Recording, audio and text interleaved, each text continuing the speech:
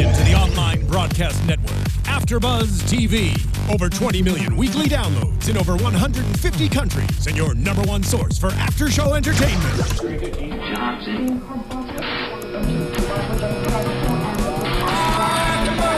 AFTERBUZZ TV, the destination for TV superfans. Producing after shows for over 300 of your favorite TV shows. Interviewing celebrities and showrunners. And bringing you behind-the-scenes exclusives. All thanks to E! Entertainment's Maria Menounos, producer Kevin Undergaro, and internet leader Akamai.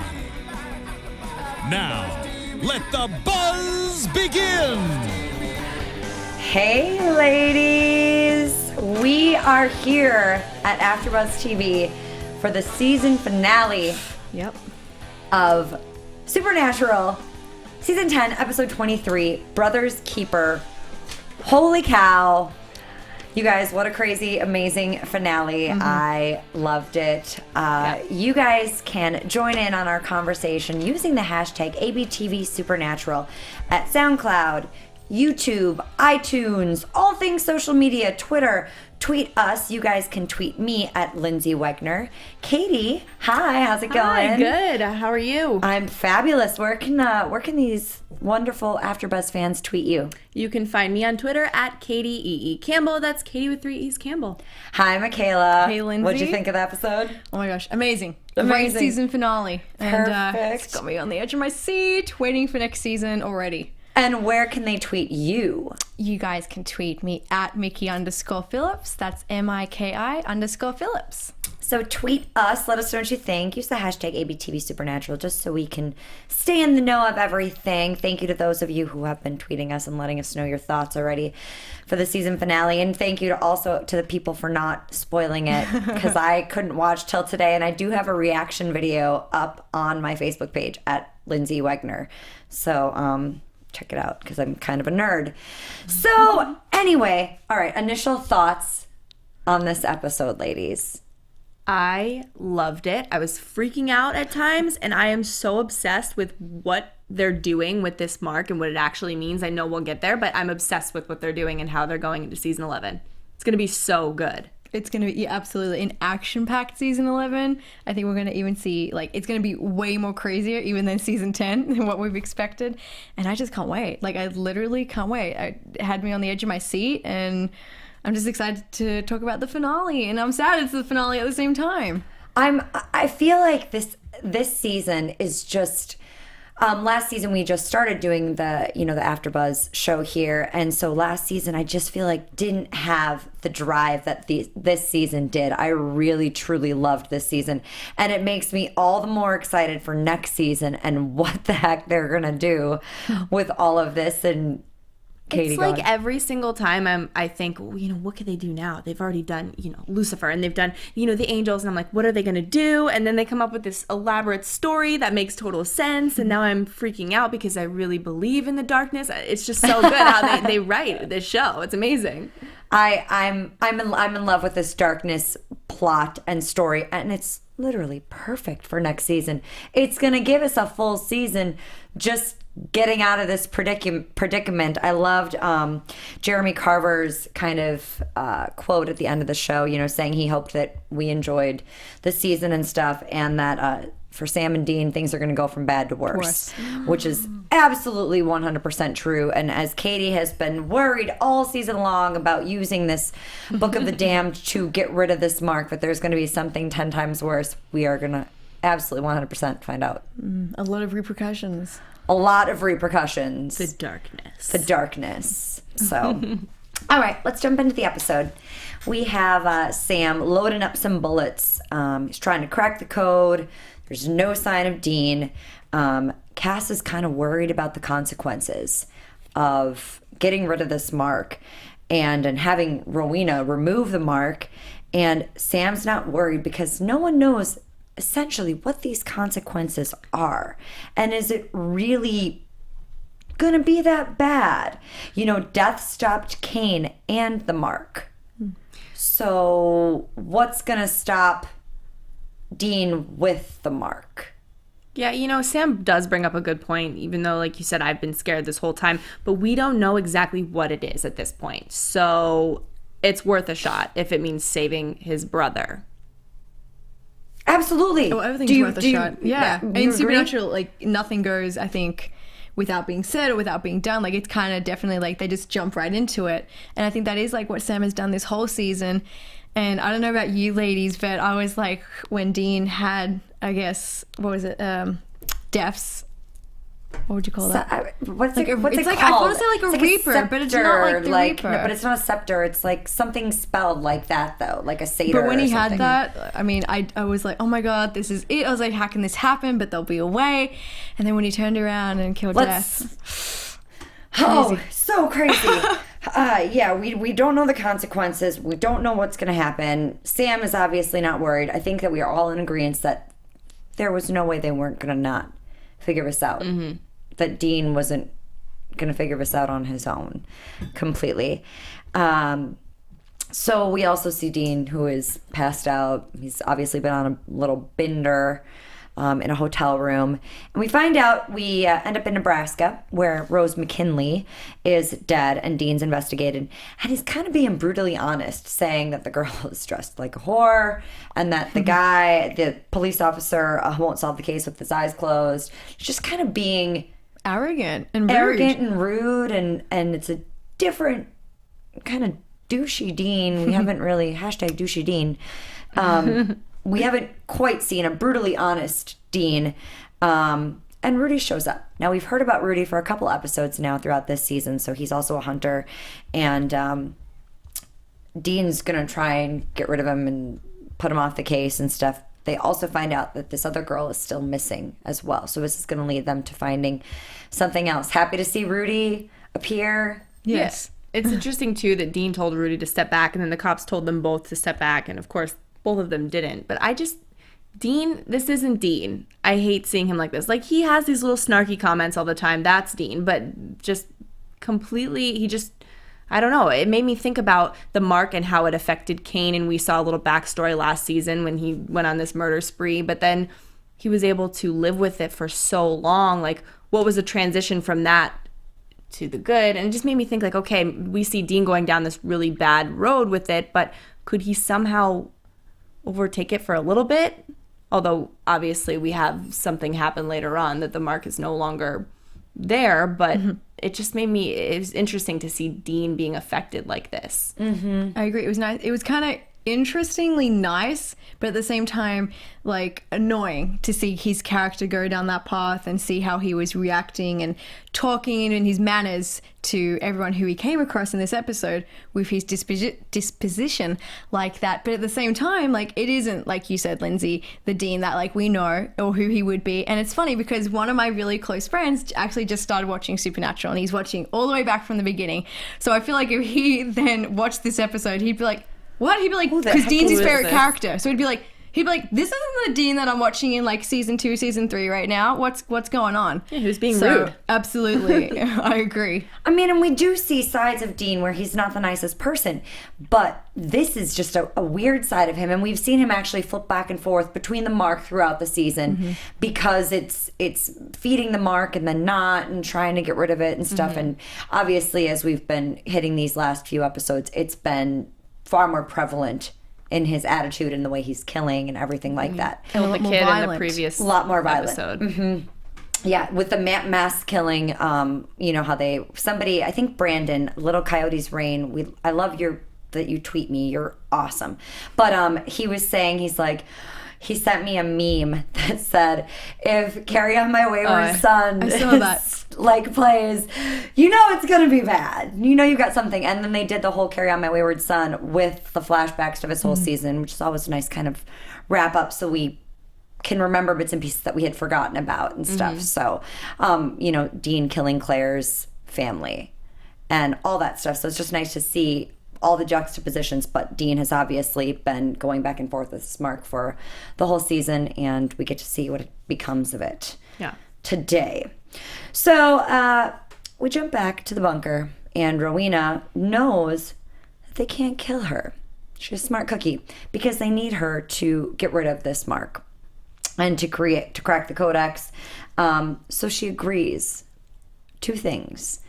She gets her freedom, and she gets to keep the Codex. So her asking for that was her terms, means that she gave up on trying to kill Crowley. So is there really no way to kill him? Like, she can't think of a way?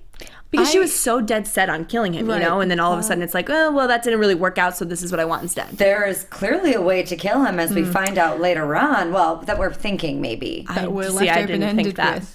I mean, I don't know if it's possible 100%, but they're leading us to believe that later on in the episode that there is a way. Maybe she's given up on it temporarily. I think if it was that. Oh, sorry. Continue. I'm thinking she's given up on it temporarily because she already had this whole thing in her mind on what she had it all planned out, exactly what was going to happen, exactly how she could take control later on and get what she's wanted taken care of by someone else. And again, if you think about it too, that makes sense, because she, even if it didn't happen with Crowley being killed, she still didn't have her freedom. And like, what would she do then? You know, she's not going to go, and we think she might want to rule hell. She's not going to do that if she doesn't have her freedom.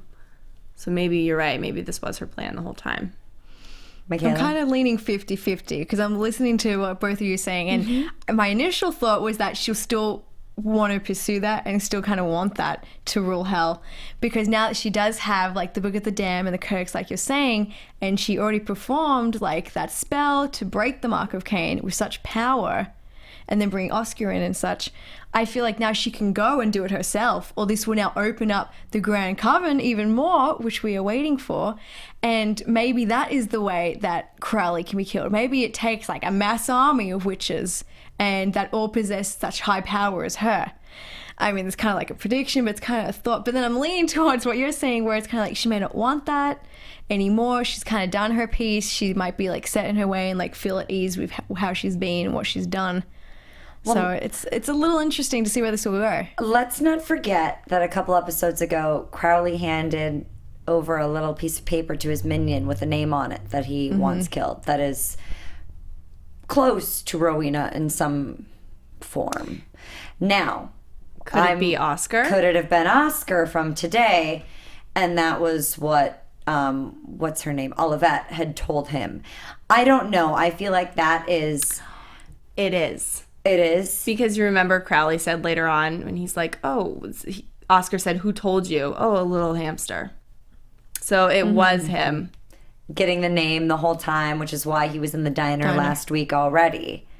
So he knew there was he was getting the goods on Oscar. Doing his research. So let's actually go to that part then too, where she's reading out the spell and she's saying it's made by God but forbidden by man, which she says is an apple, and then the same thing, forbidden by God, made by man, the golden calf. And then something she loves. And she's like, well, I don't really love anything. It's impossible. And it's impossible for her to love. And we see Cass do a little reading on her and find out that there was this boy, Oscar, this Polish boy who saved her family 300 years ago. Saved her 300 years ago. And it's the third ingredient would be a sacrifice. And she obviously doesn't love Crowley. It's not him. It's this boy that saved her life.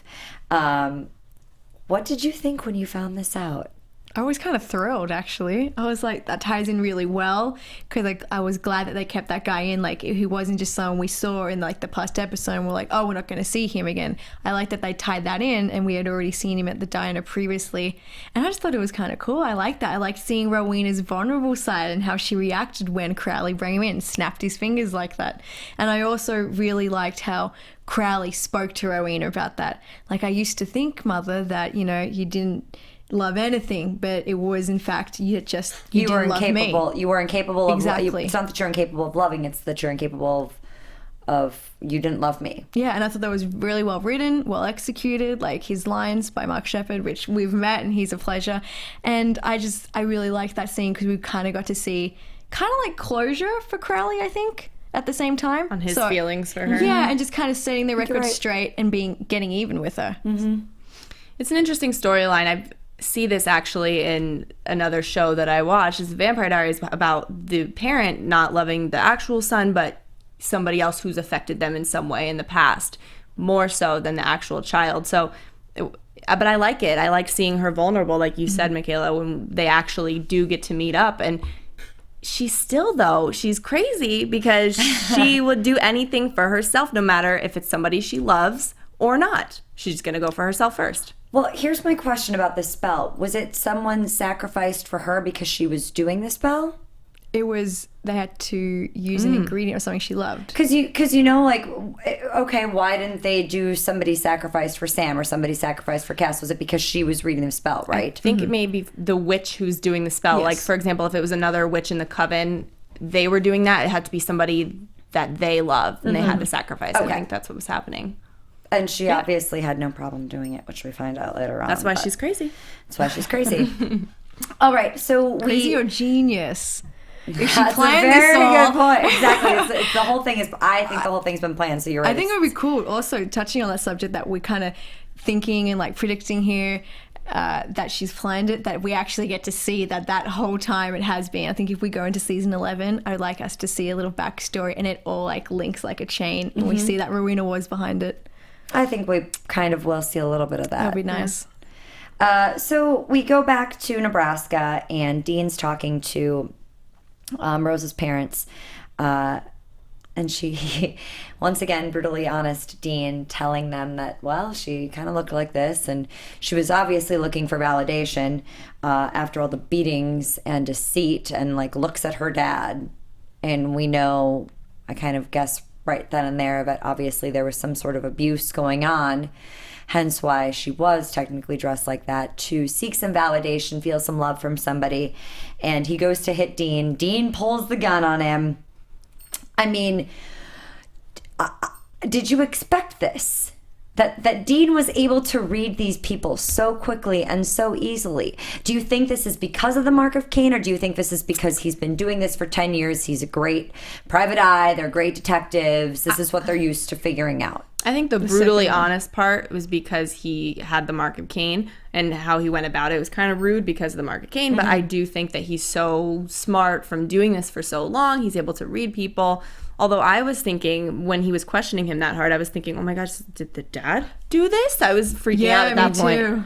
I agree. And I agree. It kind of goes hand in hand.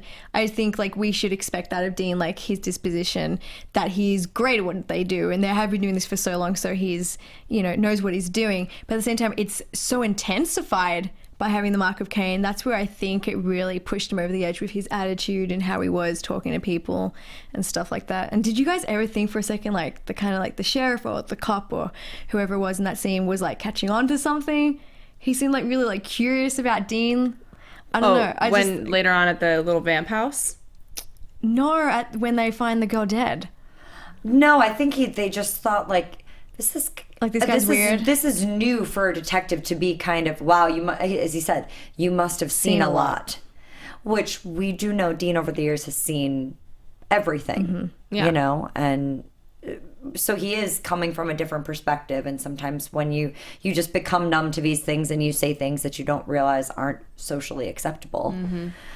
So I didn't think anything of the police officer being like that. I think that was just a matter of us seeing Dean in purest mark of Cain form right there. Which we won't see now again. Yeah. So we also find out then from her brother that he took them up to a cabin up in the woods because this is where some guys were going to drink and meet girls. So we get a phone call from Rudy to Sam saying that Dean is working on this case. He's not playing well with others. And Sam goes, I need to take care of this. Cass, here's Dean's hair. You're going to have to go forward with this spell. You have to. You have no choice. And we're left hoping that he's going to do it. I trusted him, though. I did too. There wasn't a second that I was thinking, oh my gosh, she's going to think, oh, right, what are the consequences? I'm going to stop this. I was like, okay, Cass has got it. Yeah, and he had said in the previous episode, as soon as I saw Cass go to Crowley, like I knew like it would be okay as well because they were working together, and yeah, it was good. So I trusted Cass as well. So we all trust Cass. We all trust Cass. How can we not trust the beautiful angel of this amazing show? You know what though? Cass being an angel, imaginary friends, they're pretty cute, aren't they, ladies? Yeah. But what if your imaginary friend wasn't imaginary? In this mysterious new drama on ABC, someone is tricking innocent children into playing a dangerous game. A game that could threaten the entire human race. Yes. Wow. And parents cannot see or hear what is happening to their children, but people are getting hurt. And nobody really knows what these not-so-imaginary friends are after. But FBI specialist, child specialist Cara Bennigan is trying to unravel the truth. And it becomes a dangerous game when her son gets involved and she has to make a terrible choice. Terrible choices, a lot of mystery. Imaginary And friends. I think the cast actually really well suits this mysterious new show. It's starring Lily Rabe from American Horror Story, Barry Sloane from Revenge, Milo Ventimiglia from Heroes, and also Kristen Connolly from House of Cards. How can you protect your children from something you can't see? It's going to be interesting to find out how they're going to do that. The show everyone will be talking about this summer is The Whispers. Series premiere is Monday, June 1st, 10/9 Central on ABC. Looks really good. Looks really good. I've been seeing previews of it, and it does look... Have you guys seen the trailer? I've seen the trailer. It looks spooky. It's spooky and looks neat. Kind of reminds me of Poltergeist coming out right now. Kind of reminds me of The Sixth Sense. So I think we're going to have a really fun show on our hands here on ABC. Definitely And a you know must what? watch. This genre is why we're here talking about Supernatural. It's interesting. It's fun. It's scary. Fits right in because on top of imaginary friends, we have vampires, which Dean finds at the cabin and kills one of them right away when he goes to the cabin. And we see Reggie, who is holding Crystal, the other girl that was missing, hostage, and Rudy captive as well. We've obviously jumped back into Supernatural, guys. And Dean dares Reggie to kill Rudy. Dares him to do it. Says, you won't do it. You're not man enough. You're not going to do it. Did you think he'd do Literally it? playing with his life. I was so mad at this part because I definitely thought this vampire is, if you push him, he's going to do it. Because you're telling him, no, what is he going to back down? He's a vampire. There was a second though where he nearly did too. You back down the vampire? you Yeah, thought? nearly. Oh, I Like didn't he think was like so. hesitant. I was. No, I think he was ready to take him out and didn't care. And he's like, this guy means nothing to me. What do you mean I'm not going to do it? Like, I'll show Oh, you. sorry. Absolutely. I agree. Like, I'm not disagreeing that he wouldn't have Yeah. done it, but it looked like he was hesitant for a second. And then when Dean was like, boo, he said boo, right? Yeah, and then yep. off it goes. Killed That's him. it. But the surprising thing about this whole scene was Dean's face. It was just kind of like, really? Really, that happened? And you know, the thing is, I mean, at the we met Reggie this episode. We've heard of him the past, or Rudy this episode. We've heard of him the past couple episodes. We don't have any major ties to him. How many people do we see get killed on Supernatural? Innocent people all the time, girls especially on this show. I wasn't tied to Rudy. I didn't like it. I didn't like that Dean left this guy's life in somebody else's hands that could have taken it, because what if it was Sam? He wouldn't have dared him to do that. It's somebody that helped Dean on cases and he's paired up with before. So it's like, he means something to him. If Dean wasn't with this mark, it That wouldn't have gone happened. like that. No. But he does, obviously, Dean ends up killing Reggie and then, says, well, I rescued you to Crystal. And she's just freaking out. She's like, you just stood there and didn't do anything. Let him kill him. I think if I was her, though, I would be like, thank you you'd for be like, saving my "Thanks." life. I wouldn't. I wouldn't have been connected to Rudy, so I'd have been like, I mean, it stinks that guy just died for me, trying to help me, but like, I'm alive now, so I guess I'm happy. Be a little would've- grateful. It would have been something I was thinking about later on after the fact, but if I'm in this place where there's a guy with his head chopped off and he had fangs a second ago, I think I'd be out the door Yeah. thanking him for saving my life. I agree. And I this agree. is one of the multiple, of the few innocent people that we've seen, kind of die at the hands of Dean with the mark. So it was kind of just, another one that we could tick off as well. And then we see Dean back in his hotel room. He's having visions of Cass hurt, seeing Rudy dead, and he just completely destroys the room. It's just goes crazy. He doesn't know what to do. It's the mark. He knows the mark's taking over and he can't stop it anymore, so he needs to do something drastic to stop it. Sam ends up at the cabin of this crime scene, sees what happens, knows that they're trouble. Sam goes to the hotel, sees the keys on the bed with a note that says, "She's all yours," meaning the car, baby. Everything is just leading up to this, like, Dean is giving up. He's It just was a completely. snowball effect. It's just snowball down, and that's when we actually get to Cass summoning Crowley, which I always love when something like that happens. And like Mikaela said earlier, we've had the pleasure of meeting Mark and talking to him, and just that fun. God, he's a horrible His sense person, of humor but is just as equal as Crowley. Like, it's so much. It's vibrant. It's kind of that little bit of sarcasm, but it's great. He's an amazing guy, and you got to speak with Cass back at Supernatural Convention, Misha Collins. So It was hilarious think too. I can't believe they can get through a scene without laughing because I'm they're sure they both do. so funny. But they're professional, so they're great. Speaking of Crowley doing horrible things, though, I still, to this day, want to be his best friend. I do too. I don't know what it Agreed, is. all of us. And my favorite part about the scene was when he said, "You summoned me, you didn't call me," and Cass told him he wasn't in his contacts list. I know. I love seeing them, use this technology. Real life things that we would say, but I didn't have you in my contacts. Yeah. You weren't there, And then, he says that Crowley's like, "I'm not going to help you. Sam just tried to kill me." Like, did you forget that Sam just tried to kill me? And Cass he's going to burn his eyes. And Crowley says, "No, you're not, because then I can't help you. So you will beg, and you will call me king." This is him trying to take that power that we saw last episode.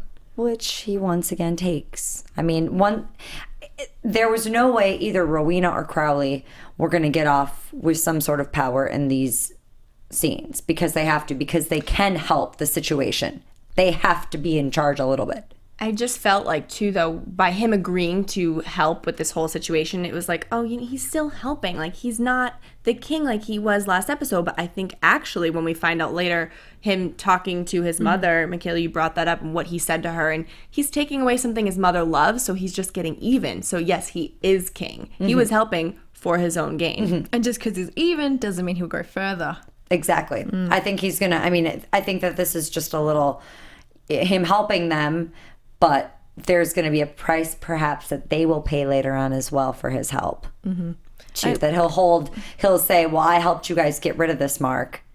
Now what are you going to do for me?" Well, what's going to be interesting too, I think, is now with this darkness release, how's that going to affect Crowley, or what's that going to mean for Hell?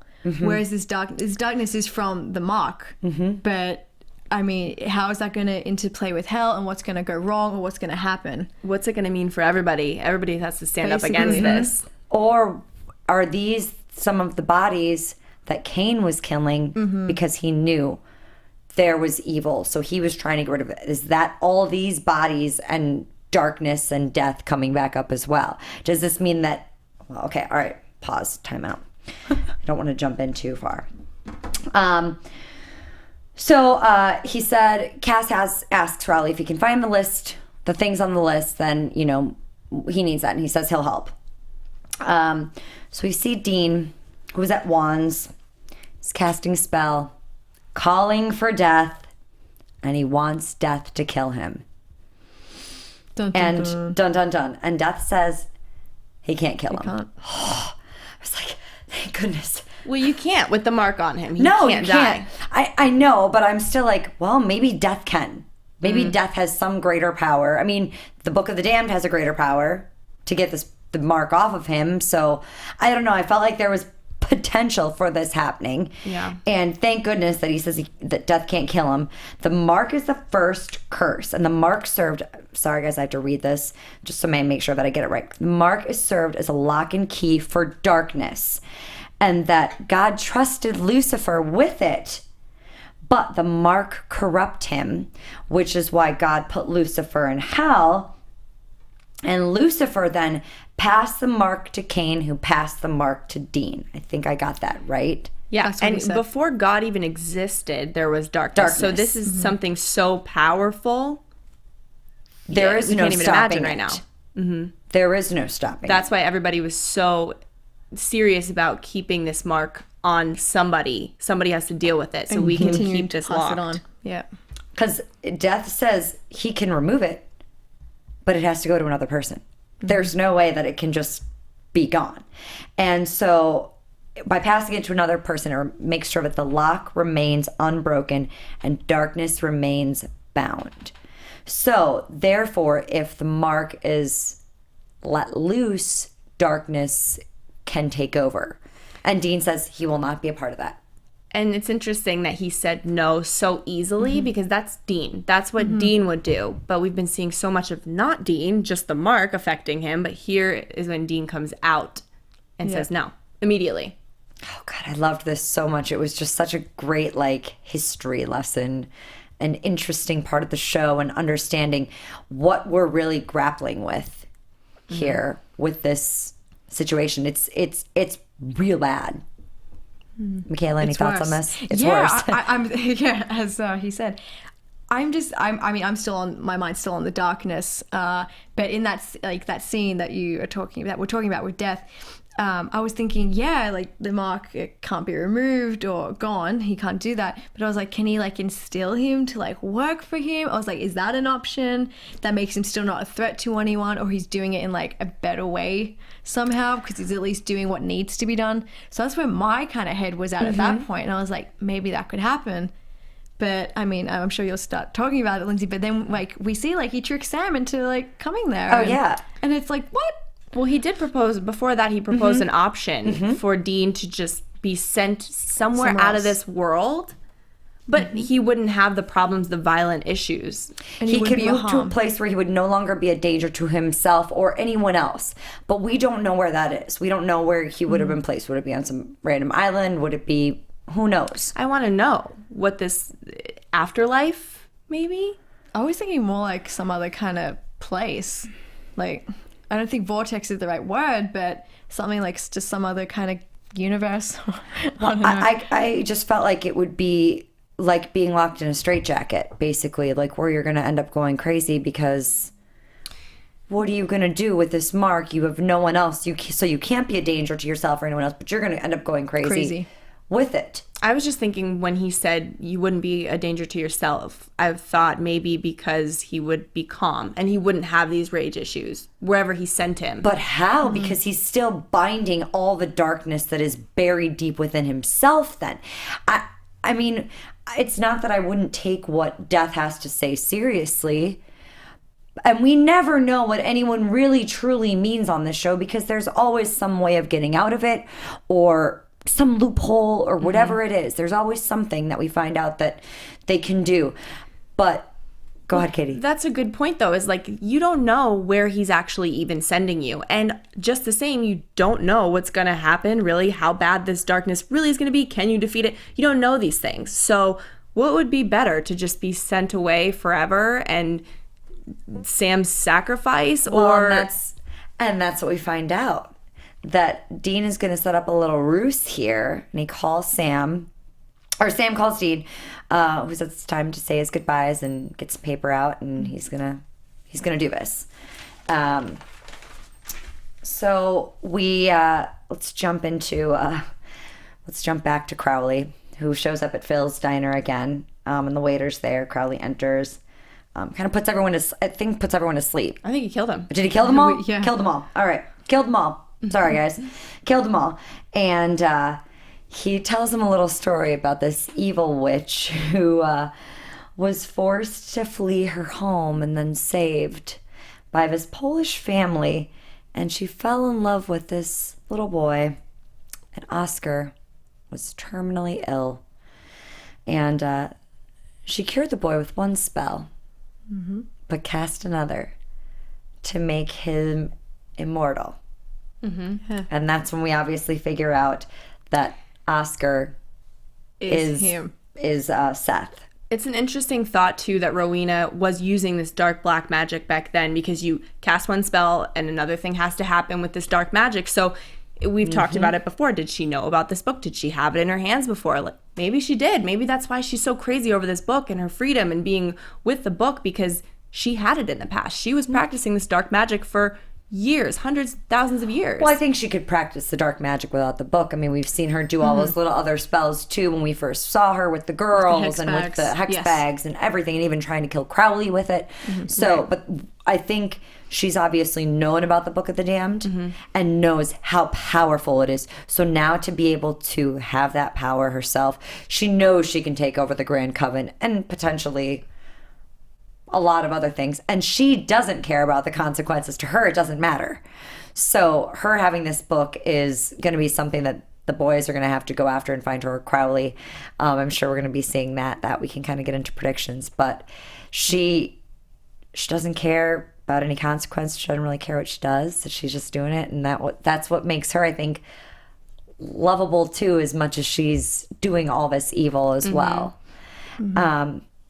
So Sam shows up at Juan's, and Dean is with Death, and the only way out is Sam's death. So it looks like he's kind of made a deal with Death because Sam's not going to rest without Dean there.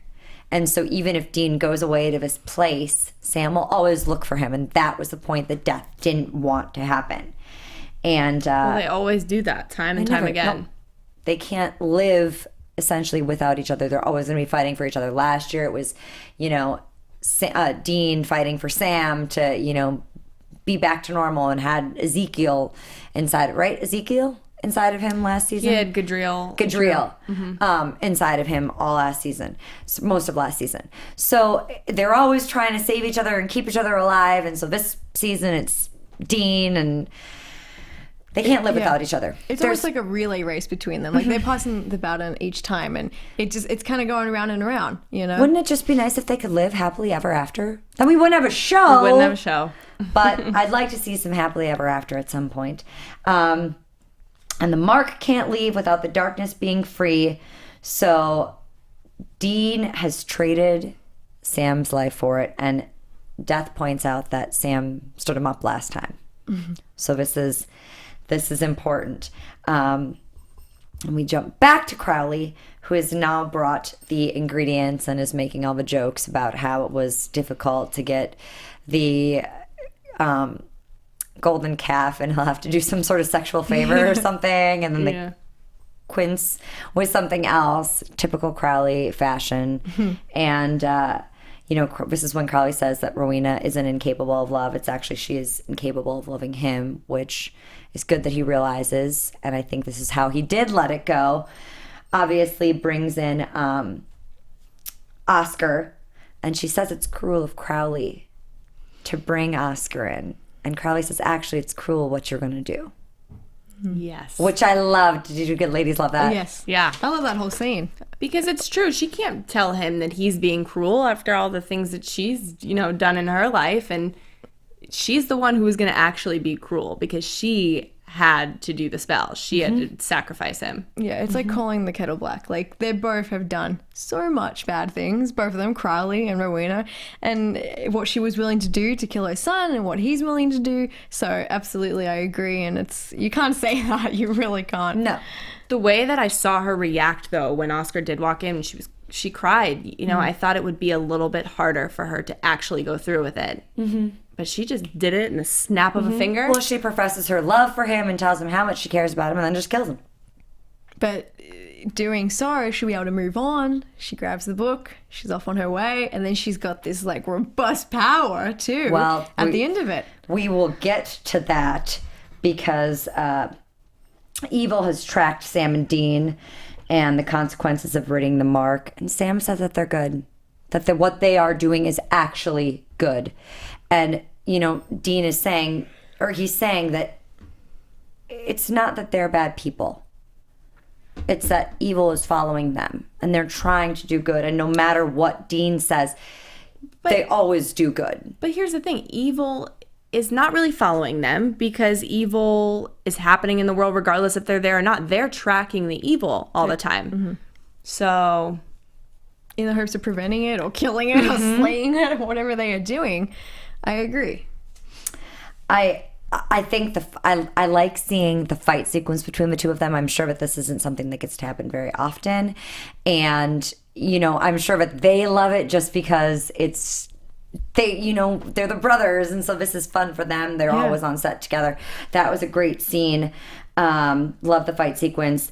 Dean obviously takes over due to the mark, and Sam says Dean needs to be stopped in order to not hurt anyone else, and then realizes that there's nothing that's going to stop him, so he tells him to do it. It breaks my heart when Sam does that, when he actually, listens to Dean, and Sam is such a good person, and he loves his brother so much, and he's just believing everything he's saying at that point. But I'm screaming at the TV saying, no, don't. No. You are good people. It was very touching, and Jared was like so emotional in that scene. Oh gosh, yeah. And then he pulls out the photos, and you're like, oh gosh, make it like even more sad. I was crying. More emotional. But at that point, I was like, you know what, this could happen. This could go down. And then I was like, but how? And then I was like, but then maybe there's a way. Like, then he'll come back. Or I have no idea. They've been through so much, these brothers. There's always like, way, or something will happen. And I was like, you know what, this could be an option.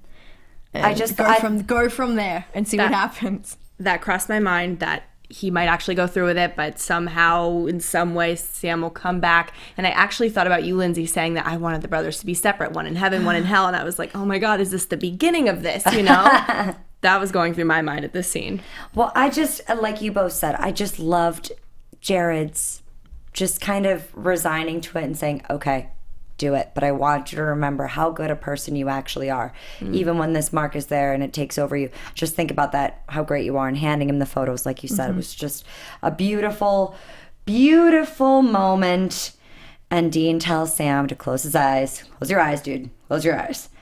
And he won't. At first. He won't.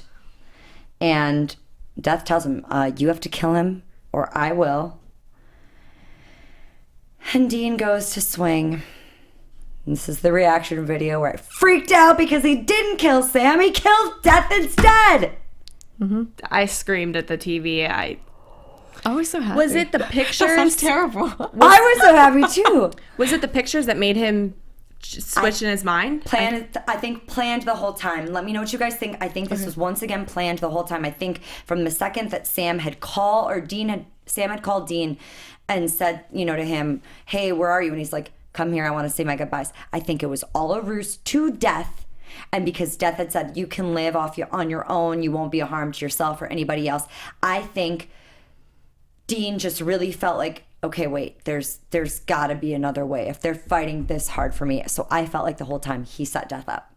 He set Death up to take the taquitos, for the spell, everything. Just I feel like it was a total setup. A little bit more about what happens with this mark being gone, with the darkness, because I would like to think it like that, because I just was screaming at Dean, why are you saying these bad people, you guys are bad people, the evil following you, like, why are you saying these things? So I like to think that you're right there. Mikaela? I mean, you guys have said it all. Honestly, I don't have too much to add to that, but I agree. And I think that it'll just be really, I'm just like focused now on like season 11. I am ready. I'm ready for predictions.